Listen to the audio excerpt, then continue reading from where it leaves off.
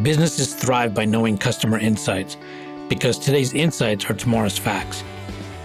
At iResearch, we live and breathe insights. And despite searching high and low, we were unable to find a customer insights podcast that answers one of the most important questions in business. Why do customers do what they do? So we launched one. Hi, I'm your host, Darshan Mehta. Today, my guest is Leslie Talbot. She is the Senior Vice President of Marketing at Corporate Visions. Leslie combines her passion for writing and storytelling with more than 15 years of experience in content strategy, content marketing, sales communication, enablement, and customer relationship management.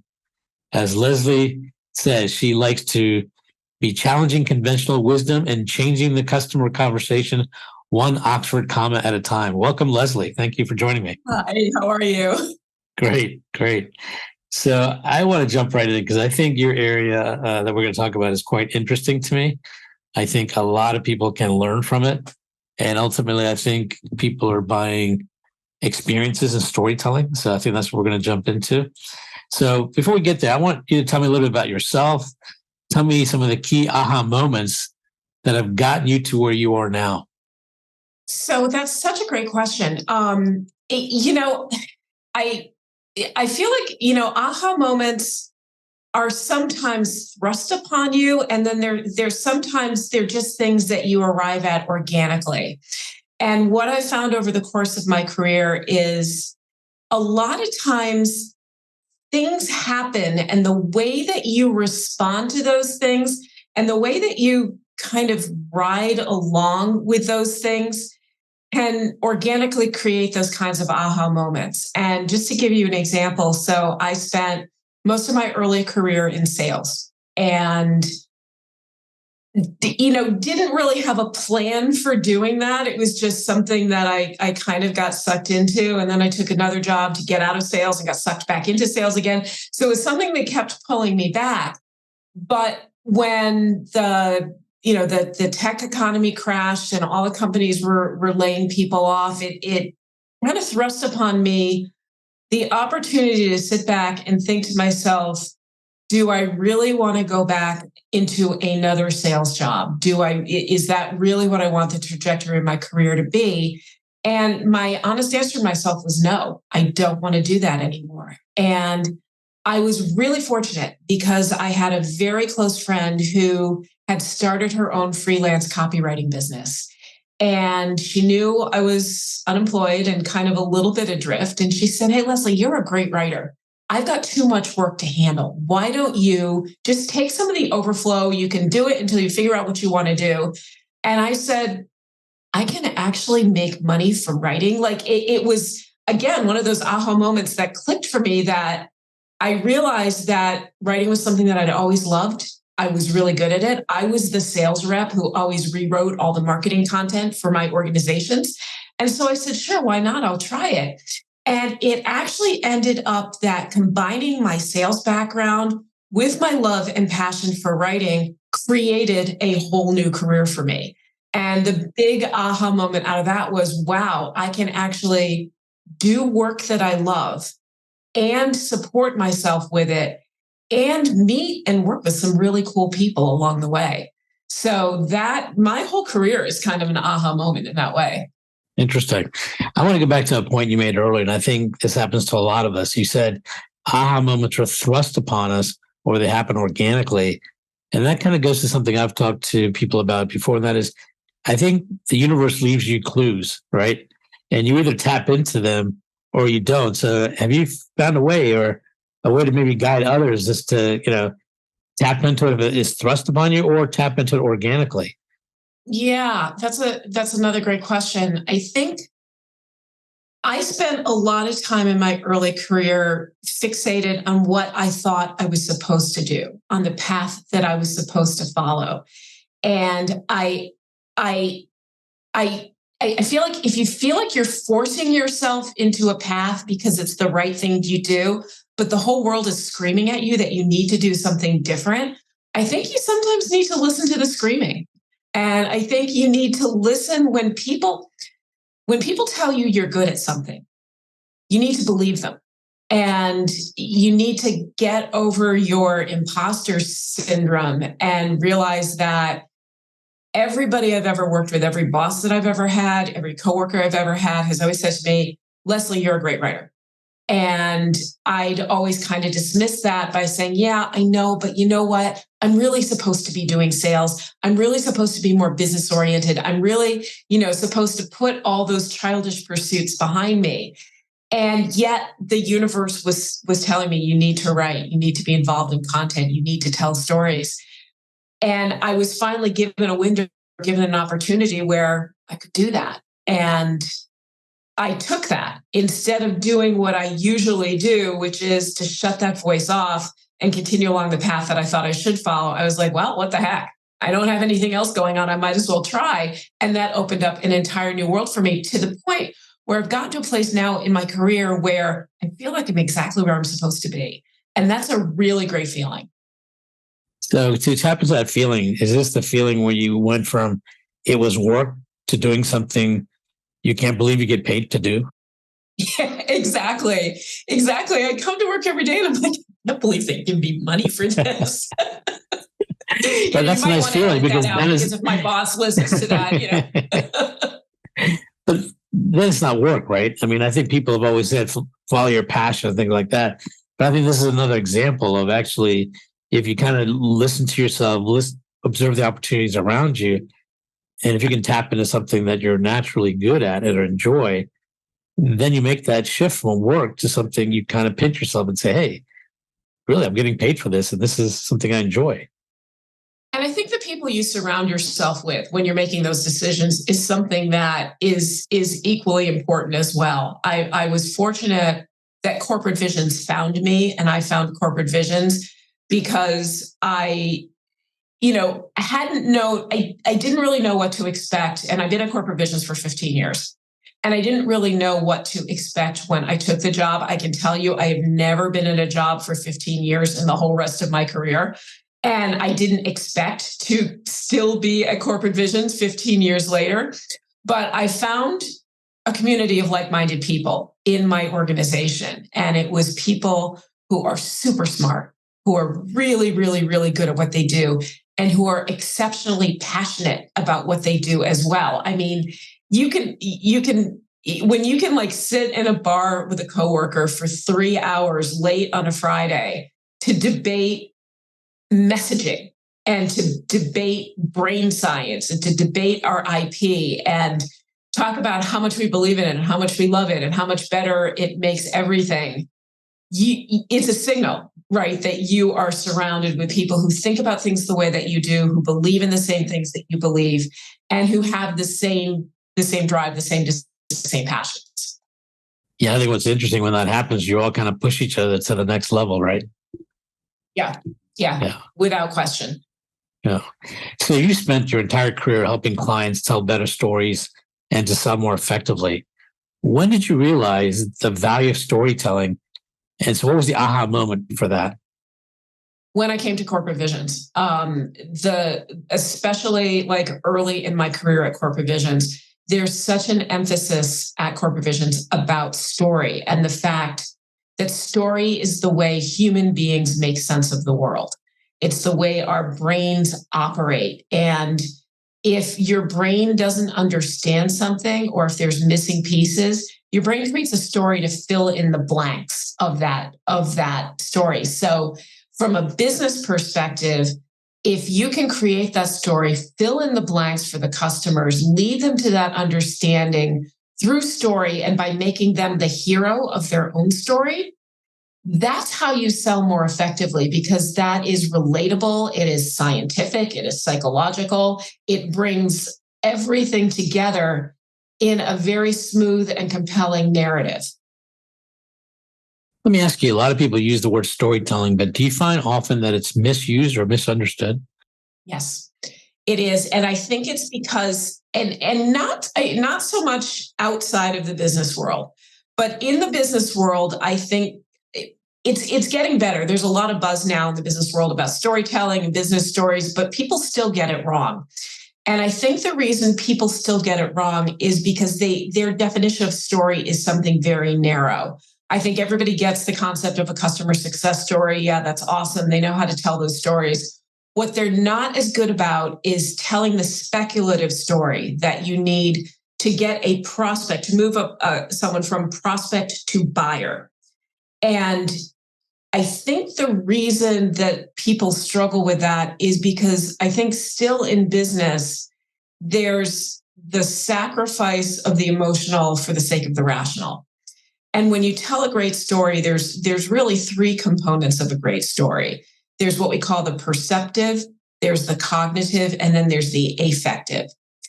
The cognitive story is where most business people gravitate to. The facts, the statistics, the proof points, the percentages, like all those things that, a few years ago it was trendy to bundle all those up and call them insights, right? Like, 90% of IT budget is spent on maintenance and only 10% on innovation. Like they call that an insight. That's not an insight. That's a data point. It's not until you add the story to that data point that it becomes the other elements to the data point that it becomes a story. And those are the perceptive and the affective elements. So the perceptive element of a story is everything that you can sense, things that you can see, things that you can touch, things that you can smell, things that you can taste, things that you can hear. Weaving those details into a fact or a data point strengthens the story. And then the big piece that everybody misses is the affective element. And that's the emotion that you bring to the story, the feeling. And what a lot of people don't understand is that human beings do not make decisions based on facts and data.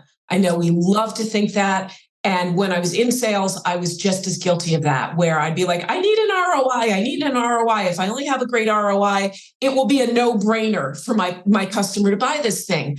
But an ROI in and of itself is not going to persuade someone to buy. You actually have to lead them through the story. You need to show the contrast. You need to share the pain, have them experience the pain, show that you understand their pain. And you do that through combining the affective and the perceptive elements of the story. And then and only then do you hit them with the facts. And I think business people still shy away from emotion, but every buying decision is made emotionally. It comes from an emotional place. And the trick is to understand what emotions are in play at the moment. What is the decision that this customer is struggling with? Where are they in their journey right now? And build your story around that versus just continuing to throw data at them. If I hear you correctly, I think what you're saying is basically pursue humanization of the story as opposed to just the facts. So I really would love it if you could give me an example of tying everything together. You're saying that in a concrete example that really would resonate with our listeners. So this was a few years ago, but this was a story that I worked with. It's one of the ones that I worked on that I was really proud of when I was a consultant for Corporate Visions. I was doing messaging work and I was writing their content and their copy for them. One of the pieces of our process is a facilitator and a content consultant will go into a workshop with a customer. We'll have their key decision makers around a table and we build their story. We take them through a framework, we take them through a process, and we build their story. And this was many years ago when streaming was still new and video streaming was still new. And we were working with a provider of cloud-based streaming services to OTT platforms. And that sounds really boring, but it was actually a really great story because they were kind of in the vanguard of streaming. And one of the stories, the story that we created for them was all around this idea of what businesses were doing, what their prospects were doing to deal with a world of increased competition where there's so much content that, content creators couldn't really manage it well enough. And they weren't breaking through. They weren't able to resonate with an increasingly fragmented and picky audience. And the story that we came up with for this particular streamer was, look, all of your customers are trying to create more content because they believe that the way that they can compete in this market is by creating more content. In fact, what you don't have is a content problem. What you have is a distribution problem. It's not a supply problem. It's a distribution problem. You got all the content in the world. What you need to be able to do is you need to be able to find a way to get it in front of the people who want to see it, when they want to see it, in the format that they want to see it. If you can fix your distribution problem, you've solved your content problem because you can create the content that you want to create and get it to the people who want to see it without having to leave a lot of content lying on the floor, essentially. So creating that contrast, and that's like building an aha moment into a message, into a story, right? Like, what is that perception shift that you need to facilitate with your buyer, facilitate with your prospect to get them to see, oh my gosh, I have been thinking about this the entirely wrong way. You're right. So if you can get your buyer to that, if you can create a story that is going to facilitate that perception shift, who else are they going to want to work with? Because you've brought the insight, you've brought the story, and most importantly, you've made them the hero of that story. So you brought up an interesting concept, insights. How do you pursue insights to get this level of understanding so you can humanize? So you have to understand the buyer. You have to understand what's happening in the buyer's world.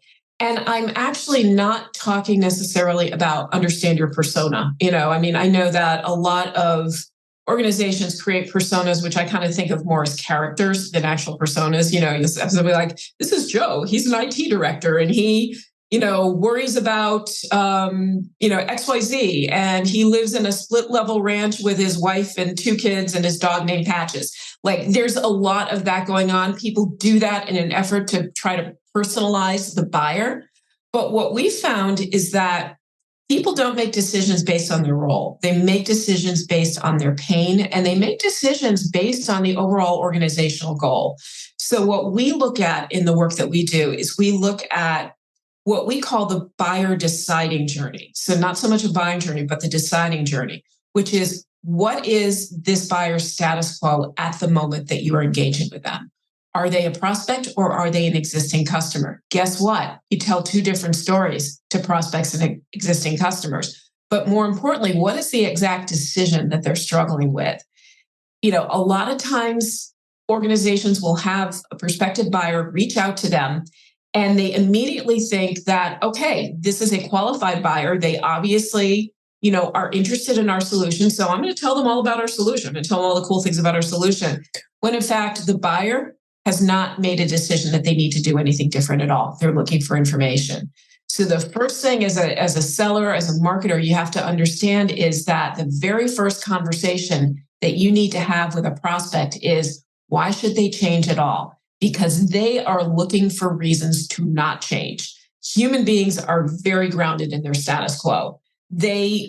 If all other things were equal, they would continue to do the same thing over and over and over again. So you got to make the case for change. And one of the ways that you make the case for change is through facilitating those aha moments in the customer conversation.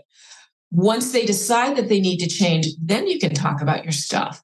But that's not the only decision that they make. There's the why change, the why you.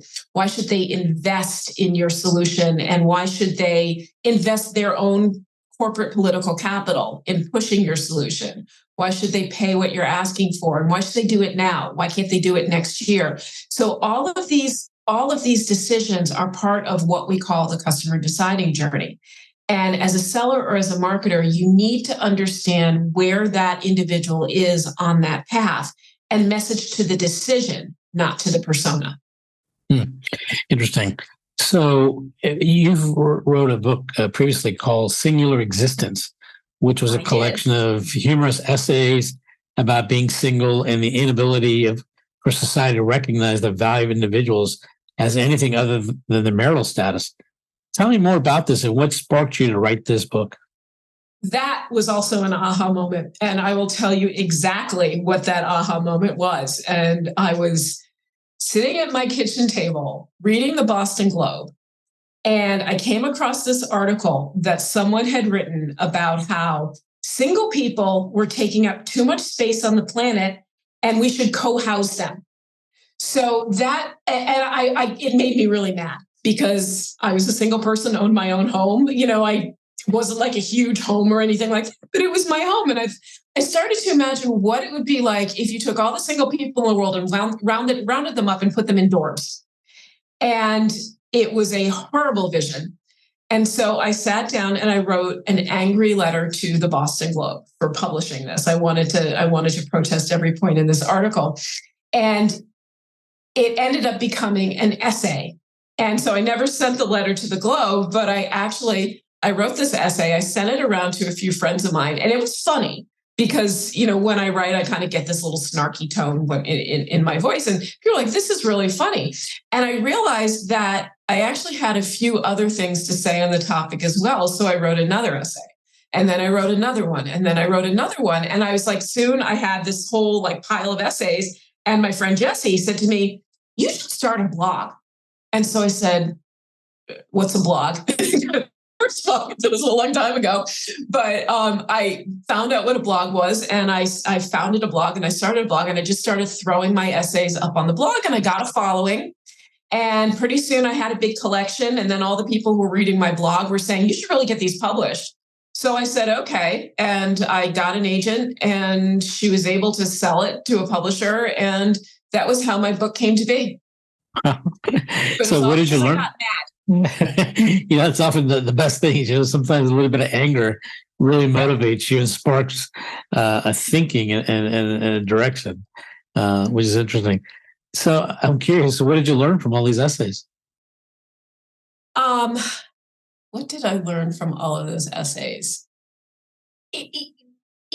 Life is a lot more nuanced than an essay. I mean, that's one thing that I will learn that I learned accidentally through this. And I went out and I promoted the book, and I was on TV, and I did, radio interviews and things like that. And I think one of the things that surprised me was that sometimes people would hire me to write guest columns, and they would expect me to be this kind of angry, militant kind of person. And there's a lot more nuance in life than that. So one of the things that I tried to bring to all of my interviews and all of my, guest essays and promotions and things was, what's the nuance in this? Like, why do people think the way that they think, and why are they wrong? But not to do it in necessarily like a confrontational way, but to try to bring people together a little bit. Mm-hmm. You often talk about challenging conventional wisdom. How would you describe the conventional wisdom of current marketers? The current wisdom of conventional marketers is not necessarily wrong, but I think it's limited. And I think especially the increase in automation, the rise in digital marketing, most marketers get into marketing because we don't like math and science. And all of a sudden, math and science is being flung upon us. And I think a lot of marketers feel imprisoned by that. I think a lot of marketers are slaves to the numbers. How many SALs? How many MQLs? How many touches? How many clicks? How many opens? And those are all important statistics, but I look at those as lagging indicators, right? They're lagging indicators of how good your story is. And I do think that sometimes the story and the nuance gets lost in the cloud of, well, you got to write this blog page for SEO. And, if you've ever had an SEO agency write, blog copy or article copy for you, you know how bad that writing can be. And I think a lot of marketers kind of feel imprisoned by that. So a lot of the work that I do with my team is we look at the numbers, we pay attention to the numbers, we're live and die by the numbers, but there's a lot of flexibility within that to still do innovative things and to still tell great stories. You just have to be mindful of the metrics and how you're being measured. So when you're telling people to be more storytelling, to humanize more, what are 3 common challenges or hurdles you often encounter, and how do you address them? So, hurdle number 1 is objections. Oh, our customers will never listen to that. Oh, this is too, we need more. So our customers will never listen to that. We need more numbers. We need more data. The second one is our product is different, and our product is really special. And when we look for that, we look for that pivot point in our stories where that kind of shift in perception. Like a lot of times people want that shift in perception to lead to buy our thing. And instead of, you think you have this problem, but you really have this problem, it becomes you're buying this thing, you really need to buy this thing. And it's not the same thing. People don't buy products, they buy solutions. They buy solutions to problems. So that's thing number 2. Thing number 3 is, who is the hero of the story? And if I were to ask any marketer, I would say, who's the hero of your story? They would say, oh, it's the customer. So everybody recognizes that the customer is the hero of the story, yet they write and tell stories that make their product, their solution, their organization the hero of the customer story. When in fact, your solution is the mentor and the customer is the one who is on this hero's journey. So the big thing that when I coach marketers, when I work with marketers, when I teach our marketing skills courses, the number one course correction I always need to facilitate with those conversations is, you're making the story about you. It needs to be about the customer. So if I hear you correctly, it seems like often the struggle is between being rational, because most people believe we have a rational customer who researches, finds facts and figures on the internet. And you're saying you don't disagree with that. However, what's really going to drive the decision is tapping into more of the emotional factors. Is that correct? People make decisions based on emotion. They rationalize them with facts and data. So I'm not saying you don't need facts and data. I'm saying that you got to grab them emotionally first. And in fact, we did a study a few years ago. And one of the things that we wanted to study was senior executive decision-making. What drives them? Are they driven by emotion or are they driven by logic? And going into this study, everybody's, kind of assumption was, CEOs, CIOs, CFOs, they're going to make decisions based on the numbers. They're not going to let emotion get in the way of that. What was the gender split? Just curiosity of this study. What was the gender split on that? Of the CFOs? Okay. I was just curious. I don't know. Because I would think one would argue that it might have been more men and men are less emotional, but I don't think it matters, does it? That's the assumption, right? That's one of the assumptions, that men are less emotional. But in fact, everybody has a brain. And, brain psychology doesn't change based on your sex or your gender or what your job is. And so going into this study, we kind of assumed, senior executives, they're going to set emotion aside and they're going to make the rational decisions for the good of the company. And what we found was that the concept of loss aversion, which we consider an emotion, it's an emotional response to a situation. Loss aversion won the day in every single test that we did. We found that executives made their decisions based on the idea of avoiding a loss versus increasing a gain. And we actually wrote about the study in the Expansion Sale, which is the Corporate Visions book, but it's a little sidebar where we talked about this study. We talked about why that was, and why that is because everybody, the brain doesn't change. The brain psychology is timeless. And that makes it great for marketers in many ways, because if you understand how the brain is working, you can create those stories, you can create those pitches, you can create those assets that speak to the emotional side of the brain. And that's not to say people hear emotion and they're like, oh, emotion, it means weeping and sobbing and manipulative language and things like that. That's not it at all. Emotions are very visceral, fundamental things like loss aversion, like fear of change, like, preference stability, this idea that once you make a decision, you have to stick with that decision because it was a really hard decision to make and you don't want to revisit it. So all of those things are part of the emotional component of any business decision, and understanding what those are and how to address them is, I believe, should be a huge part of what marketers do. I think in this example, if I'm hearing correctly, what really it was is what was the motivator behind what they pursued. And in this case, it wasn't necessarily that which is going to give you the most reward, is which is going to put me in a position where I didn't make the wrong decision. Yeah, exactly. Well, what's going to cause the least amount of pain? Right. And, loss aversion what we call, anticipated regret and blame, right? Nobody wants to be the guy who made that decision that took the company down the wrong path. Nobody wants that. And so people will do all kinds of extraordinary things to avoid having to make that decision. And that's a huge component of people's natural status quo bias. Like, people, all other things being equal, people would not change because the perception is that status quo is safe. The perception is that status quo, as long as you don't do anything different, what you're doing today hasn't killed you yet. So it's not going to kill you, if you keep doing it. And part of the job of a seller and a marketer is to say, well, yeah, actually, if you keep doing this, it is going to kill you. And here's why. It's interesting because often management is the one saying, think out of the box, do something different. But so it's a bit of a quandary, but I know what you mean. And I think ultimately you have to get to the heart of what is motivating people. And I agree with you completely. I think, we're driven, about 95% of decisions are driven by our subconscious, which involves a lot of emotion. We process a lot. It's not just facts and figures. Right. Can you give me an example of a project or a product you worked on where they were going the non-emotional route? However, you convinced them to go the emotional route, and what it did to the trajectory of that project or product? I'll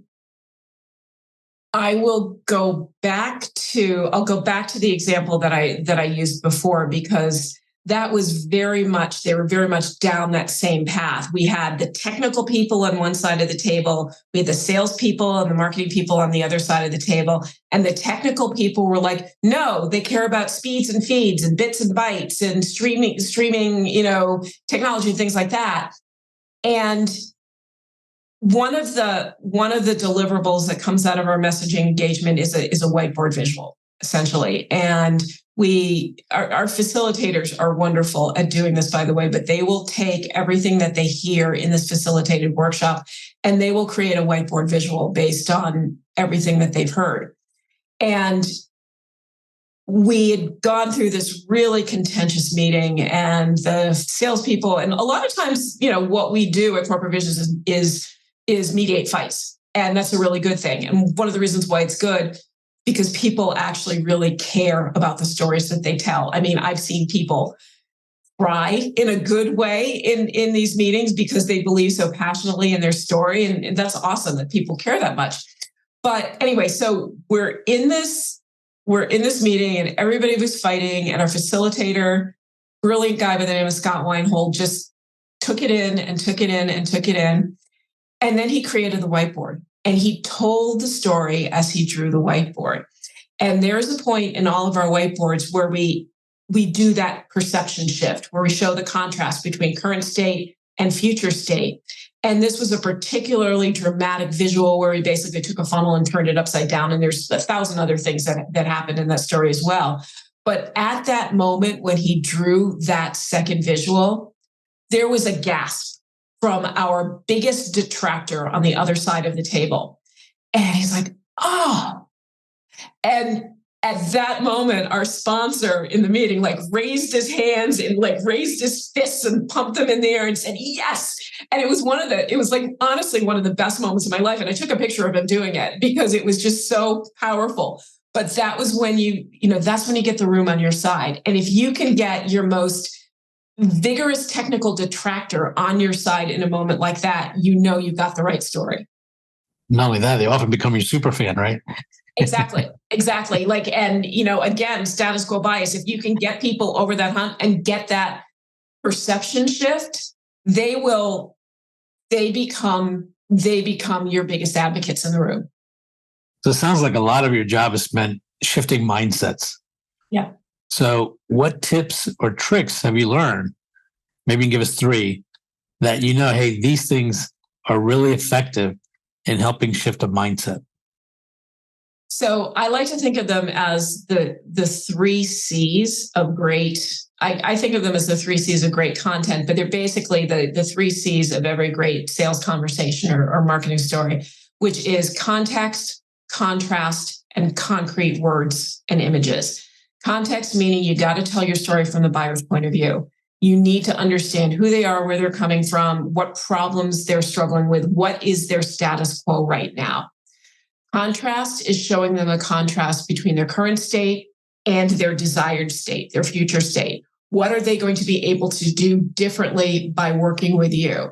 And concrete is, how do you make that concrete? So you can't talk about big fluffy words like value, because how do you make value concrete? You do that through examples. You do that through those perceptive elements of storytelling that I was talking about before. So those three things, if you don't have all three of those things in your message or in your story, it's not going to be effective at shifting mindsets, because you've got to make it painful for them. You've got to make their current state painful for them. And then you've got to show them concretely what they're going to be able to do differently to get out of that pain. And I'm not talking about fear, uncertainty, and doubt, or manipulating people or anything like that. It's about having a rational conversation with your buyer as if you're a consultant, as if you're helping them. One of the things that you'll see at Corporate Visions at our website is that we give away all of our IP. We don't charge for IP. We will do a study. We will release those results to the general public because it facilitates a conversation and helps people understand where we're coming from. So sharing those insights and being open and transparent about what those insights are and why they're so valuable makes people want to work with us. Is there a brand that you can think of that really does this really well right now that many of us might even recognize? So a lot of people talk about Apple as being the brand that does it really well. And I agree that Apple is really good at engaging consumers. But if you look at a lot of Apple's content and copy, like a lot of their copy is about themselves. And they've created kind of like almost like a club kind of mentality that it's about Apple and people want to join that. That's effective for them. And a lot of organizations I work with try to mirror that. And I feel like that's something Apple can get away with. I don't think it's something that most other organizations can get away with because they're not as iconic.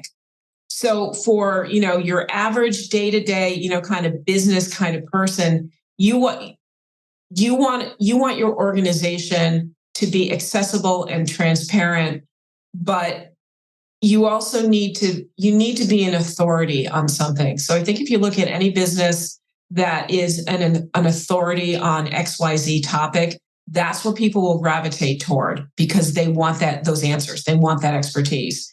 People come to us, global B2B organizations come to Corporate Visions because they know that if they want to create messages and have sales conversations that have a true scientific underpinning, they're only going to get that from us. So every organization that's looking to position themselves has to answer really honestly, what can they do with you differently that they can't do with any other organization, with any of their competitors? And that's got to be the foundation of your story. So I want to play a little bit of devil's advocate. In order to establish authority as a devil's advocate, I might argue it does not require facts and figures to establish authority, or can emotion actually help you establish authority even better? I think facts and figures are proof points. So you absolutely need those. But what are you proving? So you have to understand what it is that you're trying to prove and use the facts and figures that support that story. But the front end of that is what's different about you? Why are you better? And you want people to know that you're better. And you show them that you're better by showing them how your stuff works in their world. And that's the real key, again, is that they're the hero of their own story. You're a supporting player. So you have to show how you support their goals and their ambitions and their objectives. And then you can prove how you've done it in other places with those facts and figures. But they're not going to care about those facts and figures until they see the relevance to themselves. Mm-hmm. What's the difference between a good story and a great story? A good story is one that kind of ticks all the boxes. So you've got, you kind of got you establish the right setting, you establish the right problem, you show how your world will be different, and it's got a little bit of that contrast in there. And that's great. A great story has the perception shift, and it's a real perception shift. I never even thought of this problem that way. holy cow, this changes everything. That is the outcome of a great story. A good story, people will read and be like, okay, yeah, this makes sense. But a great story is like, wow. So that's the difference between the two, I think. So being true to the podcast, it sounds like you're saying a great story is when you create an aha moment versus just a story. Every great story has a great aha moment. That's why I love the title of your podcast so much, because it resonated so much with me. That is what you're looking for in every customer story that you tell, or in every great piece of literature. So, yeah. So what do you see moving forward in the future of storytelling? What do you see happening or changing? Well, so I have a hope, and my hope is more people get it. Like, my hope is that people hear this podcast, or they engage with storytelling, and they understand that telling a great story in business is about more than just throwing a bunch of stats at somebody. So the more people engage, if you want more people to engage with your content, you've got to create content that speaks to them. And one of the things that I do with my team is, if I get a great email from a prospecting email from someone, or if I see a great piece of advertising, or if I see a great article, I share that with them. And I'm like, this is the kind of thing that we want to try to emulate. This is what we want to try to do. I share the bad ones as well, and we all have a good laugh over it. But the showing what's good is the best way to get more people to do what's good. Mm-hmm. Mm-hmm. Is there an area of storytelling you'd like to delve into more, and why? I think what I'd like to see happen, and on my own team as well as kind of on marketing teams in general, is I would just like to see better writing. I have a team of writers. They're wonderful. They're great. And they do great work. But broadly across the whole thing, the writing is honestly so bad. And I don't think it's because people are bad writers. I think it's because people are afraid. I think people stick to what's safe. And in marketing, what's safe is that, straightforward business tone. It's that, just the facts. It's, not letting emotion or any hyperbole kind of creep into your narrative, because marketers have been told that's bad. Customers don't care. And that's heartbreaking to me. Like, the idea that people would think that customers don't care about a great story, or customers don't engage with a great narrative, is just wrong. And the other thing that we hear all the time is, oh, people only have the attention span of a goldfish. Like, I don't know if you've ever heard that metaphor, the goldfish metaphor. It's completely wrong. And anybody who has ever binge watched a TV show knows that that is completely wrong as well. People can focus on stuff day in and day out if it's stuff that they really want to focus on. And the way to do that in a business conversation is to tell a story, and to tell a story that is rich in detail, that is rich in emotion, that has those facts and figures on the back end, but that is engaging and shows contrast and shows a journey and shows change. That's what people are interested in, and that's what keeps them going. That's what keeps them engaged. So I would love to see marketers be less timid, more straightforward, and obviously always use Oxford commas, because that's just the thing for me. But I think also, if what you're saying, sometimes people could have a tendency to be too verbose. So I think the challenge is to be concise, to cut words, but not the actual content and emotions that need to be retained. Yeah, exactly. And so there's a difference between being concise and being perfunctory, right? Right. Concise means that you're using the best word at the best time for the best purpose. And it means cutting out extraneous fat from your writing. And just to give you an example, one of the things that drives me crazy is the phrase "in order to," right? In order to do this, you have to do Y. You don't need the in order. You just need the to. So you can go through and you can cut little bits of fat out of your writing by just removing extraneous words that don't mean anything, and that you're able to hone your story back to the heart of it. And there's this great book, and I don't know if it's on my shelf right here. It's not, but there's this great book called Edit Yourself. And I can't remember the name of the author off the top of my head, but great, tiny, skinny little volume, but great tips for just cutting fat out of your writing, unnecessary words.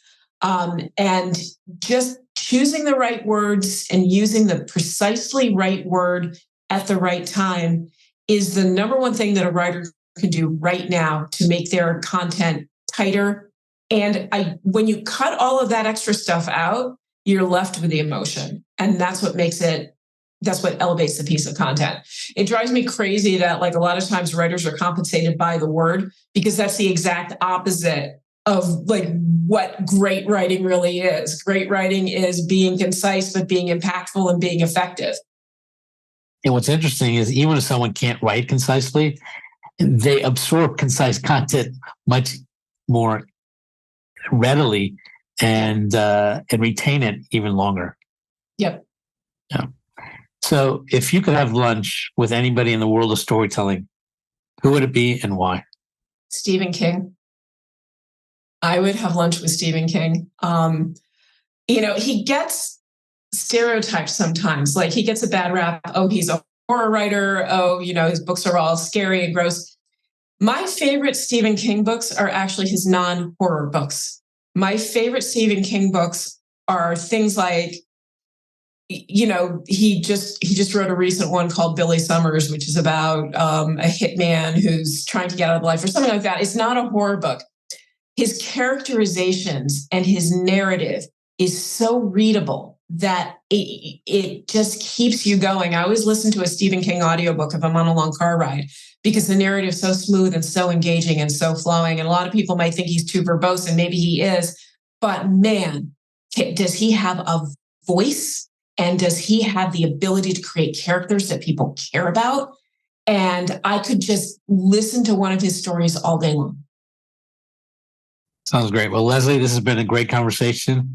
I've enjoyed about storytelling, and I hope we all get to see and hear better storytelling as we move forward in our marketing world. And yeah. And so I thank you very much, for joining me on Getting to AHA today. My pleasure. Getting to AHA was brought to you by iResearch. To find out more about us, head to iResearch.com and make sure to search for Getting to AHA in Apple Podcasts, Spotify, and anywhere else podcasts are found. And don't forget to click follow to ensure you don't miss any future episodes. Thank you for listening.